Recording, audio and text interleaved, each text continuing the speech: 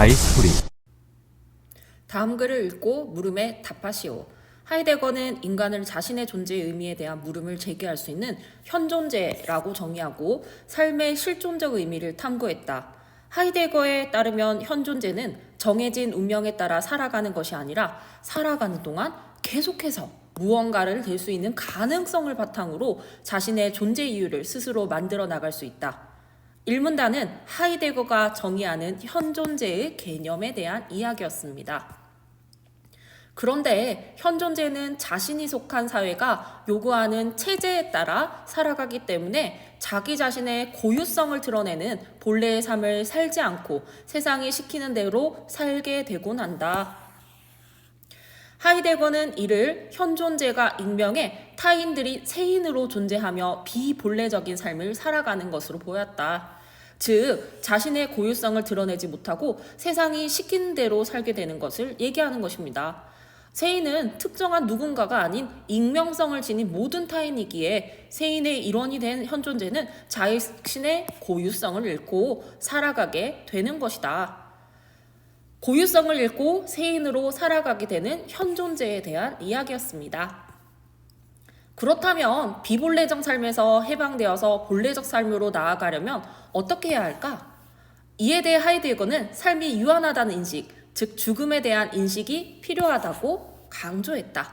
하이데거에게 죽음은 현존재가 반드시 맞이하게 된다는 점에서 확실성을 가지며 삶의 일부분으로서 아직 오지 않음의 상태로 존재한다. 다시 말해 죽음은 현존재의 외부에 있는 사건이 아니라 현존재의 자체에 있는 내재에 있는 것이다. 또한 죽음은 다른 누군가가 대신해 줄 수 없는 나 스스로만이 경험할 수 있는 고유한 것이기에 대체 불가능성을 지닌다. 따라서 죽음이야말로 다른 사람과 구별되는 나의 가장 고유한 가능성이며 나의 죽음을 적극적으로 대면할 때 자신의 진정한 개인적 삶을 인식하고 본래적 삶을 살아가는 계기를 마련할 수 있는 것이다. 3문단은 하이데거가 생각하는 죽음의 의미였습니다. 4문단. 하지만 죽음을 적극적으로 대면하지 않고 단순히 내가 죽는다는 사실을 아는 것으로 그칠 때는 본래적 삶을 살아갈 수 없게 된다. 자신이 죽는다는 사실을 인식하면 현존재는 불안을 느끼게 되고 그로부터 벗어나기 위해 스스로를 세인으로 전락시켜 자신의 죽음을 은폐하기 때문이다. 아까 세인은 정의가 무엇이었죠? 그렇습니다. 고유성을 잃고 비본래적인 삶을 사람이란 뜻이었죠. 그리하여 타인의 죽음을 보면서도 자신의 고유한 죽음에 대해서는 잘 실감하지 못하고 오히려 죽음이 자신과는 무관한 사건이라고 외면하며 죽음의 확실성을 부정하게 된다. 하이데거는 죽음에 대한 이러한 회피와 무관심이 현존재를 자신의 가장 고유한 가능성으로부터 멀어지게 한다고 보았다. 현존재의 고유한 가능성을 잃게 하는 죽음에 대한 회피와 무관심에 대한 이야기였습니다. 따라서 하이데거는 삶의 변화를 위해 죽음이 주는 불안으로부터 달아나지 않고 죽음을 대면하여 선취할 것을 요구하였다. 죽음은 아직 오지 않았지만 죽음이라는 가능성 앞에 미리 자신을 세워봄으로써 과거의 비본래적인 삶을 반성해야 한다는 것이다. 이러한 하이데거의 관점은 자신의 존재 의미로 스스로 결정하며 살아가겠다는 새로운 결단을 통해 실존적 삶을 제시했다는 점에서 의미를 지닌다. 5문단은 하이데거의 관점이 지니는 의의였습니다. 자, 이제 장폴 사르트르 존재와 무로 넘어가 볼까요? 1문단. 사르트르는 인생을 하나의 긴 기대라고 정의하였다. 인간은 존재하는 날 무엇을 기대하고 그런 기대를 넘어 다시 기대를 갖게 되는 실존적 존재 방식을 취한다는 것이다. 그리고 인간은 그러한 실존적 기대를 실현하기 위해서 현실의 자신을 부정하고 미래를 향해 새로운 자신을 만들어 나갈 수 있는 자유를 가진 존재라고 보았다. 1문단은요, 사르트르가 정의하는 인생과 인간에 대한 얘기였습니다. 2문단. 하지만 삶을 의미 있게 형성해 나가는 기대와 자유는 예기치 않은 순간에 필연적으로 다가오는 죽음과 동시에 중지되므로 죽음은 나의 존재 방식인 기대를 차단하는 것이며 이는 곧 나의 사라짐을 뜻한다. 이와 관련하여 사르트르는 죽음을 나와 관련 없이 외부에서 우연히 나에게 찾아오는 하나의 사실일 뿐이라고 보고 이를 죽음의 우연성이라고 하였다. 이 같은 단순한 사실로서의 죽음의 삶을 일부분 존재하는 것이 아니며 모든 기대와 가능성을 무의미하게 만드는 것이다.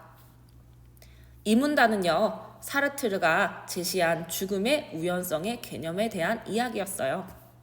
3문단, 무엇가의 의미를 부여하는 주체인 나가 사라지면 자신의 죽음에 의미를 부여하는 것도 불가능해진다. 따라서 죽은 나의 삶이나 죽음에 의미를 부여할 수 있는 자는 나 자신이 아니라 나와 마찬가지로 자유를 가지고 살아가는 또 다른 주체인 타자이다.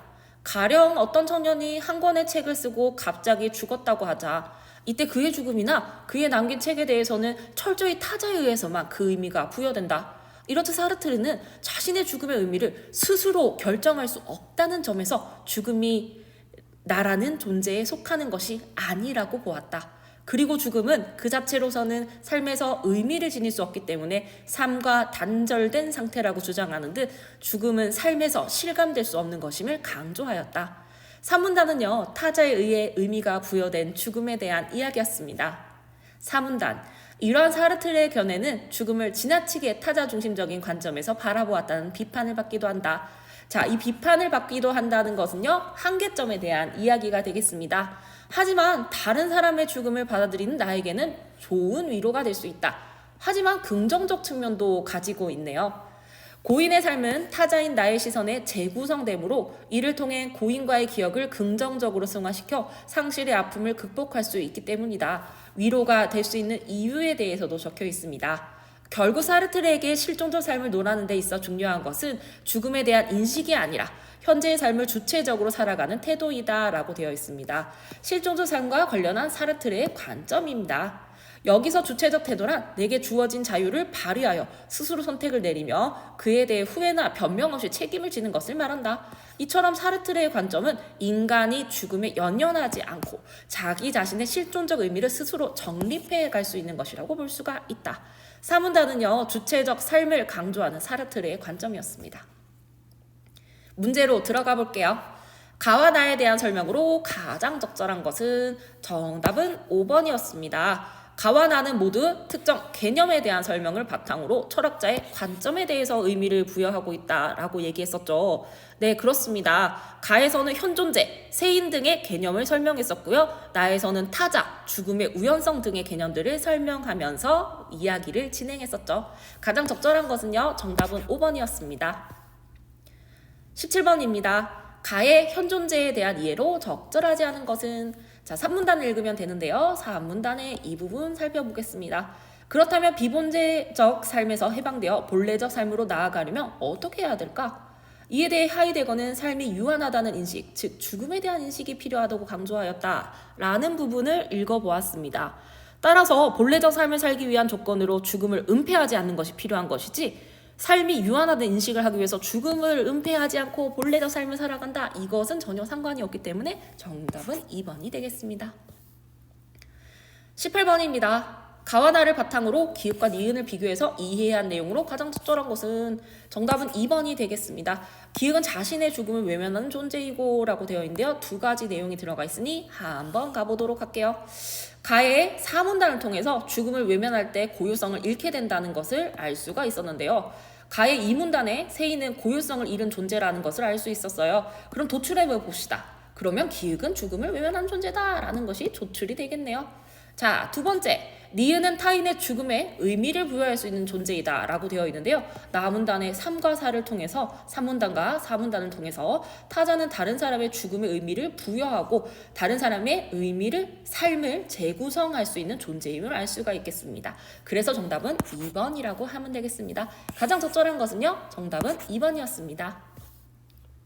나의 사르트르의 관점에서 보기에 야스퍼스를 비판한다고 가정했을 때 그 내용으로 가장 적절한 것은 보기 읽겠습니다.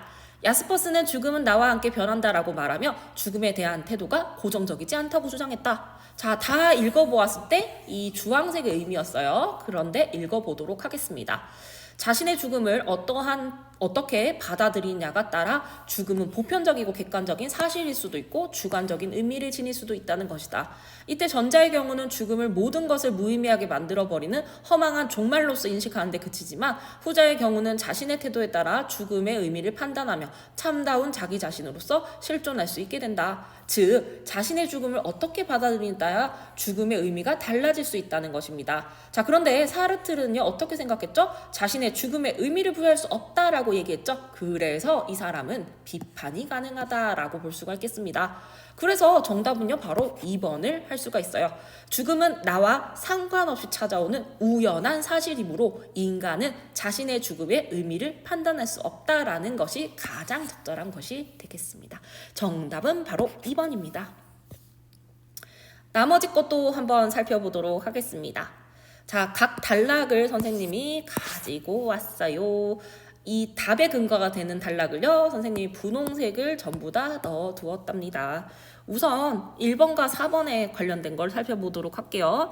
인간이 죽음에 연연하지 않고 자기 자신의 실존적 의미를 스스로 정립해 나갈 수 있게 하는 것이라고 볼 수 있다라고 이제 내용을 얘기했죠. 그러면 죽음을 맞이해야만 인간이 실존적 의미를 지닐 수 있다는 것과 인간이 자신의 죽음의 의미를 찾지 못해 실존적 삶을 살아갈 수 없다는 것은 사르트르 관점에서 할 수 있는 비판으로 적절하지가 않게 되겠습니다. 그래서 1번과 4번은 정답이 될 수가 없어요. 자, 그 다음에 나의 3문단을 한번 살펴보도록 하죠. 무언가의 의미를 부여하는 주체인 나가 사라지면 자신의 죽음에 의미를 부여하는 것도 불가능해진다. 자신의 죽음의 의미를 스스로 결정할 수 없다라는 부분을 읽어보았습니다. 그러면 자신의 죽음을 자신의 관점으로 해석한다는 것은 절대 사르트르의 관점에서 할 수 있는 비판으로 적절하지가 않겠죠. 3번도 될 수가 없습니다. 자, 그 다음에 5번 보도록 할게요. 우연히 나에게 찾아오는 하나의 사실이다. 사실이라고 적혀 있었습니다. 자, 그러면 얘는 죽음을 사실로 보고 있으므로 자신의 죽음을 주관적 의미로만 인식할 수 있다라는 관점에서 할 수 있는 비판은 적절하지가 않겠죠. 답의 근거를 다 찾아보았으니까 조금 더 쉽게 느껴질 거라 생각합니다. 20번입니다. 다음은 학생이 작성한 일기이다. 가의 하이데거와 나의 사르트르의 입장에서 이를 분석한 내용으로 적절하지 않은 것은 2024년 9월 땡일 날씨 맑음. 오늘은 오랜만에 영화를 보고 왔는데 주인공이 인생의 유한성을 깨달은 이후부터 삶에 최선을 다하는 모습이 무척 인상 깊었다. 사실 인생의 유한성에 대해 생각해 본 적이 없었는데 내 삶에 끝이 있다고 생각하니 별 고민 없이 다른 사람들에 따라 무심코 선택했던 일들이 돌아보게 된다. 이제는 내가 진정으로 원하는 내 삶의 모습을 생각해 봐야지. 내가 좋아하면서도 가치 있는 일이 뭐가 있을까? 그래. 좋은 소설을 쓰면 내가 세상을 떠난 후에도 사람들이 내 삶을 가치 있게 기억해 줄 테니 훌륭한 작가가 되어야겠다. 그리고 이 다짐을 지키기 위해 내 삶의 마지막 순간을 항상 떠올리며 최선을 다해 살아가야겠다. 라고 일기를 썼어요. 전체 내용에서 무엇을 얘기하고 싶어요? 노란색입니다.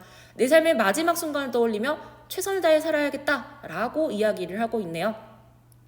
적절하지 않은 것은요. 정답은 바로 5번이었습니다. 자, 5번을 고르기 위해서는요. 가의 5문단, 나의 4문단을 가지고 왔어야 돼요.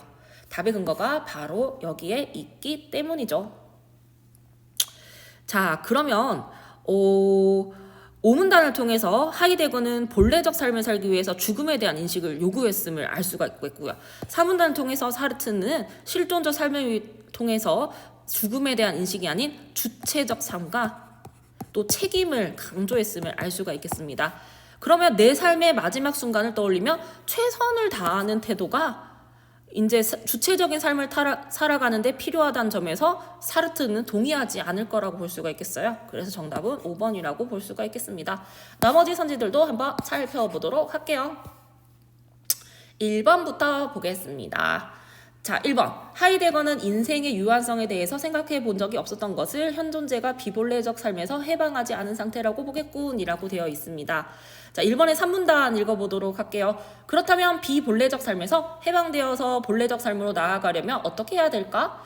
이에 대해 하이데거는 삶이 유한하다는 인식, 죽음에 대한 인식이 필요하다고 강조하였다라는 부분을 볼 수가 있겠어요. 자, 그러면 현존재가 비본래적 삶에서 해방되지 않은 상태라고 볼 수가 있겠죠. 그래서 1번이 맞는 선지가 되겠습니다. 자, 2번의 답의 근거 보도록 할게요.